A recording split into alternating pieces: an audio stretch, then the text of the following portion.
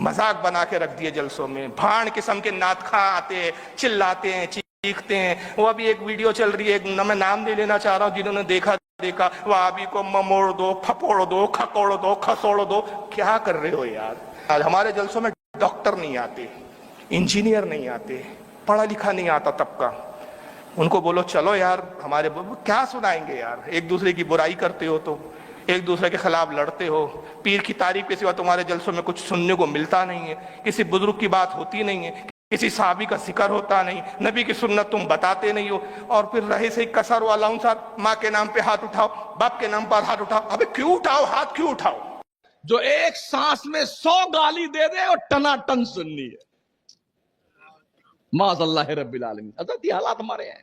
जो 10 मरतबा जाए मजार पे हाजिरी देने, वही सुननी चाहे नमाज ना पढ़े, फिर क्या कहें? अरे इंशाअल्लाह हम ही जन्नत में है। तेरे बाप की अहले हदीस है जो आपका सलफी है, वो इसमें ये मजार वजार पीर मुरीद किसी में बिलीव नहीं करता। वो कहता है सिर्फ आप और अल्लाह, आपके बीच में कोई इंटरफेरेंस नहीं, कुछ नहीं। वो जैसा लिखा गया है किताब के अंदर, कोई इंटरप्रेट नहीं करेगा किताब को। जैसा किताब के अंदर लिखा गया उसको लिटरल फॉलो करते हैं उसको। मतलब किताब इस पर लिखा है कि इस आदमी के ऊपर थूकना है तो आपको थूकना है। प्रॉफिट, वो उनके जो सलाफी एक वर्ड यूज करते हैं, तो सलाफ अल सलाफ, जो प्रॉफिट मोहम्मद के साथ के जो लोग थे ना, सहाबा लोग जो थे, वो लोग जिस तरह का जिंदगी बसर करते थे, वो जो काम वो करते थे, वो लोग एग्जैक्टली उसको फॉलो। इमाम अबू हनीफा का कौल और सही हदीस दोनों में टकराव हो तो किसे माने? कामरान अहमद बांग्लादेश से। अहले हदीस हजरात कहते हैं कि इमाम अबू हनीफा ने फरमाया कि मेरे बाद अगर कोई सही हदीस मिल जाए तो मैंने जिस हदीस पर फतवा दिया है वो बातिल हो जाएगा। क्या ये बात सही है? जी बिल्कुल सही है। इमाम हनीफा ने फरमाया इज़ा सह्हल हदीस फहुव मज़हबी, कि जो हदीस सही हो तो वही मेरा मज़हब है, और मेरा कौल अगर हदीस के खिलाफ नजर आए तो फज़रिबूहु अलल जिदार, मेरे कौल को दीवार पे दे मारो। बिल्कुल। अहले हदीस के मनहज को 24 कैरेट सोना समझता हूँ। अहले हदीस का मनहज वही है जिसके ऊपर अल्लाह के नबी इस्लाम ने अपने सहाबा और अहले बैत को छोड़ा था, और क़यामत तक जो एक ग्रोह हक पर कायम रहेगा वो वही मनहज है जो अहले हदीस का मनहज है। अहले हदीस फिरका नहीं। हाँ, ये ज़हन में रखिएगा। कुरान हदीस के मुकाबले में अबू हनीफा को फॉलो नहीं करते, खूब समझ लो।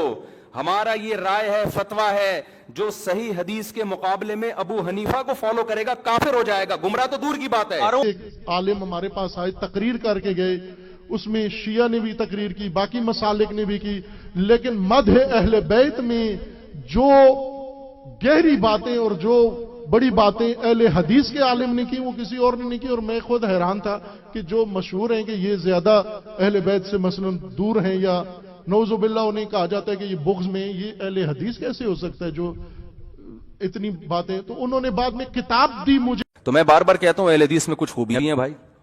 सबसे बड़ी बात, बिदती नहीं होते।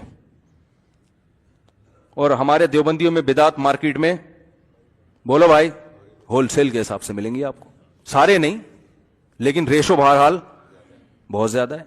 तो ये उनकी खूबी है, तो जो है वो तो मानना पड़े। कब्र परस्त बिल्कुल भी नहीं होते, देवबंदी भी नहीं होते, लेकिन होते भी हैं। मिलेंगे आपको मार्क मुस्टंडों की तरह बैठे हुए होंगे कब्रों पे। इसीलिए मैं कहता हूं कि आई लव अहले हदीस above all school of thoughts.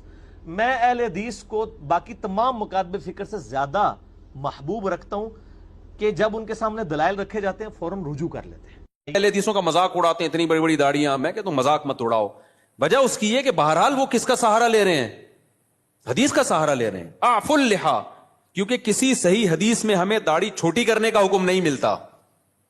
तो इसलिए अब किसी का मजाक उड़ाना इस बेस पे कि वो बड़ी दाढ़ियां रख रहे हैं और ये गलत है भाई। वो इसमें सहारा किसका ले रहे हैं? नबी की हदीस का। आफुल लिहा, छोड़ दो अपने हाल पे। हम अब्दुल्ला बिन उमर के कौल से इस्तेदलाल करते हैं, उनके अमल से, कि वो एक मुट्ठी से ज्यादा काट दिया करते थे और साहबा ने किसी पर उन पर एतराज नहीं किया। तो ये गुंजाइश है। तो लेकिन नस तो है ना बहरहाल उनके पास, तो इसमें मजाक नहीं बनता कि आप मजाक उड़ाना शुरू कर दें या किसी की नीयत पे शक करना शुरू कर दें। बहरहाल इस्लाम में हुक्म दाढ़ी काटने का नहीं है, किसका है? बढ़ाने का। ये यानी अहले हदीस के ऊपर भी झूठा इल्जाम लगाया इन लोगों ने कि वो अपनी तरह मानते हैं। नहीं सर, अहले हदीस जिस तरह नबी इस्लाम को मानते हैं ना, उस तरह और कोई नहीं मानता। क्योंकि आप लोगों ने तो लोगों के बनाए हुए इमाम बनाए हुए हैं। अहले हदीस ने उसको इमाम माना हुआ है जो जिसको अल्लाह ने इमाम बनाया है। मा दल्ला साहिबुकुम वमा गवा। अहले हदीस की आपके बुजुर्गों से कोई दुश्मनी नहीं है। وہ جو کچھ کہتے ہیں نبی علیہ السلام کی محبت میں کہتے ہیں. آپ ذرا ان کے قریب ہوں, آپ کو پتہ چلے گا کہ اہل حدیث نے نبی علیہ السلام کو صحیح مانا ہے, باقی تو صرف نام کے ہی مان رہے ہیں. ٹھیک ہو گیا نا. ایک صاحب نے عجیب و غریب سوال کیا ہے کہ مولانا صاحب اہل حدیث کی تعداد ہمارے شہر میں بڑھ رہی ہے, اس کی کیا وجہ ہے؟ اس کی پہلی وجہ یہ ہے کہ ہم بے دلیل بات کرتے ہیں, وہ دلیل کے ساتھ بات کرتے ہیں. پہلی وجہ. ہمارے ہاں مدارس میں ہم کو فقہ پڑھائی جاتی ہے اور حدیث سے دلیل نہیں دی جاتی ہے, یہ بنیادی وجہ ہے. نمبر 2, یہ ایک حقیقت ہے, مجھے کہنا نہیں چاہیے, بعض لوگ اس سے بھی ناراض ہوتے ہیں کہ آپ اہل حدیث ہیں. جس حق کو تسلیم کرو اسی جماعت کے لوگ ماننے لگتے ہیں. اور 1000 مرتبہ میں نے دیوبندیت اور حنفیت کو حق بات کہا ہے تو اس کو لوگ ماننے کے لیے تیار نہیں کہ پکا دیوبندی حنفی ہے. دوسروں کو اگر حق کہہ دیں حق بات میں تو لوگ ناراض ہو جاتے ہیں.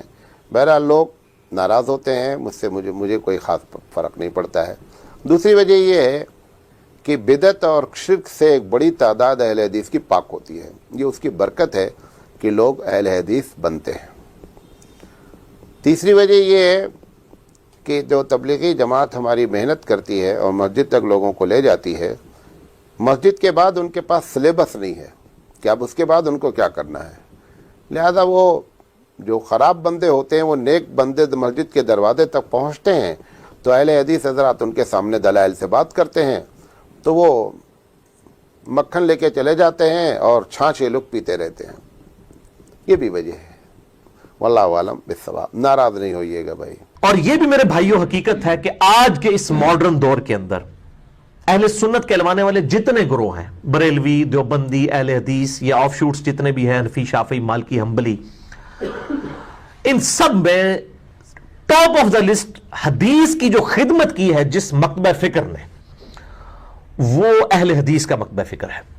میرے ان سے جو علمی اختلافات ہیں وہ اپنی جگہ, اور میں اسی وجہ سے اکثر یہ اپنے لیکچرز میں کہتا ہوں کہ میں سب سے زیادہ محبت دنیا میں اگر کسی مکتبہ فکر کے لوگوں کے ساتھ رکھتا ہوں تو وہ اہل حدیث ہیں. باقی سب کو میں مسلمان سمجھتا ہوں, ان سے بھی محبت رکھتا ہوں, لیکن ایز کمپیئر ٹو باقیوں کے, چاہے اہل سنت ہوں, ان کے جتنے آف شوٹس ہوں, حنفی, شافعی, مالکی, حنبلی, بریلوی, دیوبندی, یا اہل تشیع اور ان کے آف شوٹس ہیں, اثنا عشری ہوں, اسماعیلی ہوں, زیدیہ ہوں, میں سب سے بڑھ کر اہل حدیث سے محبت رکھتا ہوں کہ انہوں نے حدیث کے حوالے سے ماڈرن ایج میں سب سے زیادہ خدمت کی ہے. اور اس میں بھی top of the list 2 personalities, شیخ محمد ناصر الدین البانی رحمہ اللہ تعالی المتوفى 1420 ہجری بمطابق 1999 عیسوی, جو البانیہ کے رہنے والے تھے, بعد میں عرب میں آ گئے اور وہاں پہ بھی محدث اعظم کے طور پر رہے, پھر وہاں سے بھی ان کو نکال دیا گیا علمی اختلاف کی وجہ سے. ہمیشہ یہ اہل علم کے ساتھ ہوا ہے. انہوں نے حدیث کے حوالے سے اس ماڈرن ایج میں بہت خدمت کی ہے. اور دوسرے ہمارے یہ سب کانٹیننٹ میں بہت بڑی پرسنالٹی جو حال ہی میں فوت ہوئی, شیخ حافظ زبیر لیزئی رحمہ اللہ تعالی المتوفى 1435 ہجری بمطابق 2013. علماء اہل حدیث جو ہیں ان کی کچھ خصوصیات آپ لاکھ اختلاف کریں, آپ کر سکتے ہیں, کرنے کا حق بھی رکھتے ہیں, لیکن چند چیزیں ایسی ہیں کہ جو علماء اہل حدیث ہیں انہوں نے یہاں پر کی انقلابی صورتحال پیدا کی بر صغیر کے ماحول کے اندر. نمبر 1 اس کے اندر یہ کہ ہمارے یہاں عوامی سطح کے اوپر جتنی بدعات کا اور شرک کے حوالے سے جو ایک ماحول تھا, اس کے اوپر بند باندھنے کے لیے جتنی کاوش ان لوگوں نے کی, اللہ تعالیٰ اس کا اجر انہیں عطا فرمائے. کوئی شک نہیں کہ اگر علماء اہل حدیث یا ان کی محنتیں, ان کی کاوشیں نہ ہوتی تو یہ سلسلہ جتنا مزید بگڑ چکا ہوتا یہ قابو میں نہ ہے. تو یہ کریڈٹ دینا چاہیے کہ ان کے ذریعے سے اور ان کی بھرپور محنت کے ذریعے سے یہ بدعتیں ہیں یا شرکی افعال ہے جو ہمارے یہاں, اس کی روک تھام میں بڑا فائدہ ہوا ہے.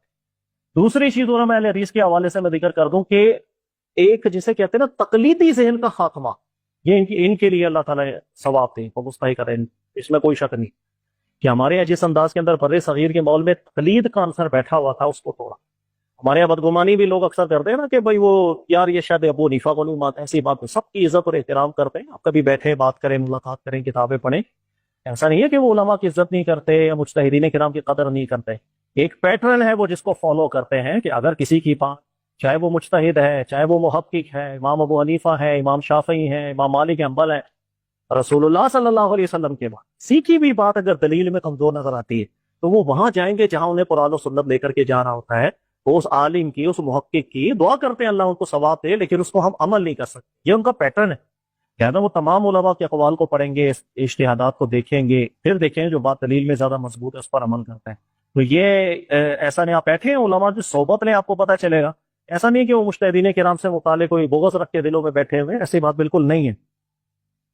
اور تیسری چیز یہ کہ یہ میرا ذاتی تجربہ ہے. ظاہر ہے کہ اہل حدیث مکتب فقہ سے میرا تعلق نہیں ہے، لیکن سلام دعا جتنی دوستی یاری میری رہی ہے آج بھی ہے، میں جس تجربے پہ پہنچا ہوں، توبہ کرنے کے اندر یا ان کو پتہ چل جائے کہ ان کا موقف غلط ہے یا دلیل کا اور مضبوط ہے، سب سے زیادہ جلدی سے رجوع کرنے والی طبیعت میں نے انہوں میں دیکھی. یہ میرا اپنا ذاتی تجربہ ہے. میں 100% لوگوں کی بات نہیں کر رہا ہوں، میں اپنا ذاتی تجربہ آپ کو بیان کر رہا ہوں کہ میرے پاس بھی بہت سے لوگ آتے ہیں، بہت سے فرقوں سے متعلق ہیں، فکروں سے متعلق ہیں، اور کسی فرقے والے کو توبہ کرانا بڑا عذاب ہے. دنیا کا سب سے مشکل کام ہے. وہ نہیں مانتا غلطی، وہ وجہ لے اس کے لیے کہنا کہ آپ غلط ہے. لیکن یہ چیز میں نے دیکھی ہے الحمدللہ، اہل حدیث جو فرقے سے لوگ متعلق ہوتے ہیں، ان میں بہت بڑی سعادت ایسی ہے کہ آپ ان کے سامنے جب دلائل رکھتے ہیں اور وزن محسوس کریں وہ مانتے ہیں، کہتے ہیں ٹھیک بات آپ کی، یا وزن. اس چیز کا مجھے بہت تجربہ رہا ہے. یہ چیز مجھے اچھی لگتی ہے کہ فرقہ واریت کے ماحول کے اندر یہ طبیعت سب سے زیادہ یہاں دیکھنے میں ملی ہے. اس کے مقابلے میں باقی افکار، باقی فرقے، وہ توبہ کرنا تو ان کے نصیبوں کے اندر شاید لکھا ہی نہیں ہے، یا ہوگا تو اللہ جس کو توفیق عطا فرمائے. تو یہ چند چیزیں ہیں، اور یہ ساری چیزیں آپ یقین کریں ساجد میر صاحب کے حوالے سے، اور کچھ عرصہ جس وقت وہاں بھی تھا تو میں سنتا تھا ان کی ذہن کی وسعت ایسی، یہ تربیت ایسی ہی کر رہے ہوتے. اور ان کی مسجد کی جو لوگ تھے، آپ ان سے بھی اگر ملاقات کریں گے نا، ان کا بھی دماغ ایسا زبردست ہے، سوچ ایسی پیاری ہے. ظاہر ہے وہ جن کو سنتے ہیں، جن کے ساتھ رہے ہیں، تو ان کی ویسے ہی نکھار آ جاتا ہے. تو اللہ تعالیٰ توفیق عطا فرمائے. اور یہ جو کاوش علماء اہل حدیث کی رہی ہے، اللہ تعالیٰ انہیں بھی قبول کرے. غلطیاں کوتاہیاں سب میں ہوتی ہیں بھائی، ان میں بھی غلطیاں ہیں، باقیوں میں بھی ہیں، ہر بندے کو اصلاح بھی کرنی ہے. لیکن جو چیز تعریف جس پر بنتی ہے، کنجوسی نہیں کرنی چاہیے. ہمارے یہاں کنجوسی بھی بہت ہو جاتی ہے. نہیں، یا دوسرا فرقہ ہے تو غلط ہی ہوگا، وہ صحیح ہو ہی نہیں سکتا. ارے وہ مسلمان ہیں، کلمہ گو ہے، اور بہت قابل لوگ ہیں، بہت پڑھے لکھے لوگ ہیں، دلائل میں غور و فکر کرنے والے لوگ ہیں. اور آپ یقین کریں کہ ہماری نجی محفل کبھی ہوتی ہے تو اس کے اندر ایسی، اگر وہ البانی صاحب کی تحقیق بیان کریں، ان سے اچھی تحقیق سامنے رکھتے تو وہ بالکل کہتے ہیں یار یہ بات وزنی کر کے جا رہا ہے. ٹھیک ہے نا. تو اللہ تعالیٰ جل عطا فرمائے. سبھی ہمارے بھائی ہیں اور خطائیں بھی ہوتی ہیں، اللہ تعالیٰ اسے بھی درگزر کرے. دل کو وسیع رکھنا چاہیے. مایا صحیح بخاری کی حدیث ہے، لا تمنعوا اماء اللہ من المساجد، کہ اللہ کی بندیوں کو مسجد میں آنے سے مت روکو. اسی حدیث کی بنیاد پر جمہور علماء کا مذہب یہی ہے کہ عورت ہر نماز کے لیے مسجد میں آ سکتی ہے.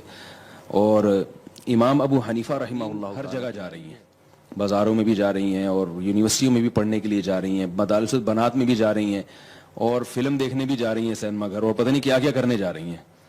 نہیں آ رہی تو کہاں نہیں آ رہی؟ مسجد میں. امام ابو حنیفہ کے دور میں عورت کہیں بھی نہیں جا رہی تھی، تو اس کو کہا کہ بھائی مسجد میں بھی نہ آؤ، گھر کی چار دیواری میں رہو. اب خواتین ہر جگہ جا رہی ہیں، اب مسجد میں آنے پر پابندی لگانا، میں یہ سمجھتا ہوں کہ میری ناقص رائے ہے کہ اس پر اثر نو غور ہونا چاہیے. بعض لوگ یہ کہتے ہیں کہ جب وہ مختلف جگہوں پہ جا رہی ہیں، ہم سے پوچھ کے تھوڑی جا رہی ہیں، وہ جانا بھی غلط ہے، تو ہم مسجد میں کیوں آنے دیں ان کو. میں یہ عرض کرتا ہوں کہ ہم سے اگرچہ پوچھ کے نہیں جا رہی مگر بہرحال جا رہی ہیں، تو جو فتنہ ہونا تھا وہ ہو گیا. اب ایک خیر کی جگہ تھی مسجد. جو اسلاف کا دور تھا نا، اس میں عورت کو گھر کے اندر وہ خیر کی تمام چیزیں معلوم تھیں، یہ معلوم ہو سکتی تھیں جو مسجد سے جن کا تعلق تھا، دینداری تھی، اسلامی حکومتیں تھیں. اب عورت کو گھر میں دین نہیں ملتا. اگر کسی خاتون کو گھر میں دین مل رہا ہے تو ٹھیک ہے، وہ نہ آئے مسجد میں. اب خواتین کو گھر میں دین نہیں ملتا، گھر میں ٹیلی ویژن ہے، واٹس ایپ ہے، فیس بک ہے، دنیا کی ہر چیز ان کے پاس موجود ہے. اب اس میں جناب ان کو سارے قسم کے مختلف تفریحات کے پروگرام مل رہے ہیں، تو مسجد سے جو ان کا تعلق ہے نا، وہ آہستہ آہستہ. یہ کیسی بات ہے کہ اس زمانے میں مسجد میں آنے میں فتنہ تھا عورت کا، اور اس زمانے میں فتنہ نہیں ہے؟ یہ کیسے ہو سکتا ہے؟ میں یہ کہتا ہوں کہ یقیناً اس زمانے میں فتنہ ہے، لیکن نہ آنے میں جس نوعیت کا فتنہ ہے وہ بہت بڑے درجے کا فتنہ ہے. وہ کیا ہے کہ خواتین کا اسلام سے رشتہ آہستہ آہستہ کمزور ہو رہا ہے. آپ دیکھیں کہ جن علاقوں میں خواتین مسجدوں میں جاتی ہیں، میں نے وہاں دیکھا ہے کہ ان کا مذہب سے رشتہ مضبوط ہوتا ہے، اور جن علاقوں میں خواتین مسجدوں میں نہیں جاتی ان کا مذہب سے رشتہ کمزور ہے. تو فتنے کی نوعیت چینج ہو گئی ہے. بے پردگی کا فتنہ تو آج بھی اس کا خطرہ ہے، لیکن نوعیت کیا ہے کہ نہیں آئیں گی تو اسلام سے ہی دور ہو جائیں گی. تو یہ میرا جملہ یاد رکھیے گا، جو آج اہل حدیث جس عقیدت کا اعزاز رسول اللہ سے کر رہے ہیں نا، یہی وہ عقیدت تھی جو صحابہ کرام کی وفات کے بعد ہو گئی تھی. وہ وضو کا پانی اپنے چہرے پہ ملنا، آپ علیہ السلام کا بلغم لینا، آپ کے بال مبارک سے عقیدت یہ بھول نہیں گئے تھے، لیکن ان کو پتا تھا اب ہمارا کمیونیکیشن گیپ ہے، قیامت والے دن ملیں گے انشاءاللہ تعالی. پھر وہی کچھ کریں گے جناب کہ جو اس دنیا میں صحابہ کرام کرتے رہے. اس کے بعد اجتماعی دعا نبی صلی اللہ علیہ وسلم سے کہیں بھی ثابت نہیں ہے، کوئی ضعیف حدیث بھی نہیں ملتی اس کے بارے میں. اسی وجہ سے فقہ کی کتابوں میں بھی اس کا تذکرہ نہیں ہے. یہ بر صغیر میں ایک چیز رائج ہو گئی ہے، تو اب جو چیز رائج ہو جائے اس کو ایک دم سے چھوڑنے میں فتنہ ہوتا ہے، تو اس لیے اس کو آرام آرام سے تمیز سے آہستہ آہستہ چھوڑنا چاہیے. جیسے میں نے اپنی مسجد میں پہلے اجتماعی دعا ہلکی پھلکی کرائی کچھ مہینے، پھر پہلے میں نے آہستہ شروع کی تو لوگ دیکھتے تھے یہ زور سے دعا کیوں نہیں مانگتے، تو ہم نے کہا پہلے سائلنٹ پہ آنے دو لوگوں کو. اجتماعی کراتا تھا لیکن آہستہ. پھر جب لوگ اس کے عادی ہو گئے اور اس کے بعد پھر میں نے اجتماعی بھی چھوڑ دی. اخپل طریقے سے مانگ رہا ہوں، یعنی ہاتھ اٹھاتا ہوں مگر نیت اجتماع کی نہیں ہوتی، اپنی پبلک اپنی مانگ رہی ہوتے ہیں، اپنی مانگ رہے ہوتے ہیں. جب یہاں اس کے لوگ عادی ہو گئے پھر اچھا پہلے تو یہ بتاتا تھا ہاتھ اٹھاتے ہوئے نا اللہم انت السلام، یوں پڑھتا تھا، نیت ہوتی تھی اپنی. پھر جب لوگ اس کے عادی ہو گئے تو پھر ہاتھ اٹھاتے ہوئے پبلک کو پتہ ہی نہیں چلتا، اب ہاتھ گراتے ہوئے بھی پتہ نہیں چلتا. تو شروع میں لوگ کنفیوز ہے، یار امام صاحب دعا ختم کر کے تھے پتہ ہی نہیں چل رہا ہوتا، کوئی نہ مس کال آتی ہے نہ کوئی آواز آتی ہے. تو کچھ لوگوں نے اعتراض کیا، کچھ مڑ مڑ کے دیکھ رہے ہوتے تھے ہاتھ گرائے کہ نہیں گرائے ہیں. تو میں اسے کہتا تمہیں اس سے کیا ہے کہ میں دعا مانگ رہا ہوں کہ نہیں مانگ رہا، تمہیں اس سے کیا مسئلہ ہے، میری مرضی. تو پہلے اس پہ اعتراضات ہوئے، ہوتے ہوتے ہوتے نا یہ امام کو باہر نکالو، کسی نے کہا یہ پتہ نہیں کون سا آ گیا، یہ وہاں بھی ہے، کسی نے کہا کیا ہے. پھر جب اس کے عادی ہو گئے نا، ابھی یہاں تک آ کے بریک لگ گئی ہے میری. اس کے بعد اگلا اسٹیپ یہ ہے کہ یہ دعا مانگنا نماز کے بعد ہاتھ اٹھا کے کوئی فرض واجب بھی نہیں ہے. تو اس کو اتنا ضروری کیوں سمجھ رہے ہو بھائی؟ جو امام ہاتھ اٹھا کے نماز کے بعد دعا نہیں مانگتا اس کو امامت سے نکال دیتے ہیں. تو اب کچھ دنوں میں اس پہ بھی آہستہ آہستہ پبلک کو سیٹ کرنا ہے کہ اگر امام سلام پھیر کے تسبیح پڑھ کے گھر چلا جائے، دل میں دعا مانگ لے یا گھر جا کے مانگ لے، تو اللہ کی رسول کی طرف سے امام اس بات کا پابند نہیں ہے کہ وہ گن پوائنٹ پہ اس سے دعائیں منگوائی جائیں. لیکن ابھی لوگوں کا ہاضمہ اتنا ہوا نہیں ہے، یہ کر لیا تو نہیں، آپ لوگ ہی میرے خلاف ہو جائیں گے. تو آہستہ آہستہ جہاں یہاں تک آ گئے تو اگلا اسٹیپ انشاءاللہ 10-20 سالوں میں وہ بھی ہو جائے گا. ٹھیک ہے نا؟ تو ایک دم فتنہ نہیں کھڑا کر دینا چاہیے، تمیز سے. ہر کام جب تمیز سے ہوتا ہے، لوگ کہتے ہیں نا کوئی اونچی آواز میں بات کرو گے، تمیز سے بات کرو کہتے ہیں نا، تو یہ کام بھی انشاءاللہ ہم تھوڑی تھوڑی تمیز سے یہاں تک پہنچ گئے بھی بڑی بات ہے. یہاں تک ہماری مساجد میں اس اسٹیج تک پہنچنا بھی آسان کام نہیں ہے. اب دیکھیں جمعے میں دعا شارٹ ہے نا، آج جمعے کے بعد دعا مانگی میں نے نہیں ہے نا، پبلک کو پتہ بھی نہیں چلا، آپ لوگوں کو بھی پتہ چلے گا، چلے جائیں گے گھر. ٹھیک ہے، کوئی جمعے کے بعد تو اجتماعی دعائیں مانگی جاتی ہیں، کوئی ضروری تھوڑی ہیں. تو کوئی ایک بندہ ایسا بھی ہونا چاہیے جو نہ مانگ رہا ہو، یہ بتانے کے لیے کہ وہ فرض نہیں ہے. جو اجتماعی دعا خطبے میں ہوتی ہے وہ تو سنت ہے، وہ ہو گئی. خطبے میں ہم نے دعا مانگی نا اللہم اہدنا فیمن ہدیت وعافنا، یہ ہے سنت، یہ ہم نے کر لی ہے. تو جو سنت دعا تھی وہ تو ہو گئی. اب آپ کو اختیار ہے اس کے بعد دعا مانگو نہیں مانگو. پتہ چلتا ہے کہ بعض لوگ اس میں بڑا غلو کرتے ہیں کہ جس نے یہ کہہ دیا کہ اللہ عرش پر ہے، آسمان پر ہے، تو گویا مکان لازم آ گیا تو وہ گمراہ ہو گیا. قرآن خود جگہ جگہ کہہ رہا ہے بھلا اس سے تم ڈرتے نہیں ہو جو آسمان میں ہے. تو جو اللہ کا مطلب ہے وہی ہمارا مطلب ہے. کوئی آپ سے پوچھے نا کہ تم جب کہتے ہو اللہ آسمان پہ عرش پہ ہے تو یہ تو اللہ کے لیے جہت لازم آ رہی ہے، مکان لازم آ رہا ہے، تو آپ کہو نہیں لازم آ رہا. تو کہ کیوں لازم نہیں آ رہا؟ کہو جب اللہ اپنے بارے میں کہتا ہے کہ میں آسمان میں ہوں، تو جب اللہ کے کہنے سے لازم نہیں آ رہا تو ہمارے کہنے سے بھی لازم نہیں آ رہا. تو پھر ممکن ہے وہ آپ سے سوال کریں، آپ سے یہ پوچھیں کہ جب آپ نے کہہ دیا کہ وہ ادھر ہے اوپر ہے تو جہت تو ہو گئی، تو آپ کہیں بھائی نہیں ہوئی. کہیں کیوں نہیں ہوئی؟ کہیں جب اللہ کے کہنے سے اگر ہو رہی ہے تو پھر ہمارے کہنے سے بھی ہو رہی ہے، اللہ کے کہنے سے نہیں ہو رہی تو ہمارے کہنے سے بھی نہیں ہو رہی. تو اللہ اعلم بمرادہ، اللہ نے اپنے بارے میں ہمیں جو بتایا ہے اس کی پوری حقیقت اللہ ہی جانتا ہے. ہم تو وہ الفاظ استعمال کریں گے جو اللہ نے اپنے لیے استعمال کیے. جو اللہ نے اپنے لیے الفاظ استعمال کیے وہ یہی کہ الرحمن علی العرش استوى، رحمان عرش پر مستوی ہے. عرش تخت کو کہتے ہیں. اللہ کا ایک تخت ہے، اس کی حقیقت ہمیں معلوم نہیں ہے، بس وہ ہے کیسا ہے. اور من فی السماء آسمانوں میں ہے. اسی طرح حدیث میں آتا ہے کہ ایک باندی نبی کے پاس آئی، آپ نے پوچھا این اللہ، اللہ کہاں ہے؟ اس باندی نے کہا فی السماء، آسمانوں میں ہے. آپ نے فرمایا کہ اس کو آزاد کر دو، صحابی کو حکم دیا کہ اس کو آزاد کر دو. آپ نے اس سے نہیں پوچھا آسمانوں میں کیسے ہے، کیا بات بھائی؟ تو عامی آدمی سے بھی جب پوچھا جائے گا اللہ کہاں ہے تو وہ کہے گا بھائی اللہ آسمانوں میں ہے، عرش پہ ہے. کیسے ہے، کیا ہے، ہمیں نہیں پتا. البتہ قرآن میں کچھ دوسری آیتیں ہیں جن میں آتا ہے وَهُوَ مَعَكُمْ أَيْنَمَا كُنْتُمْ، تم جہاں بھی ہو وہ تمہارے ساتھ ہے.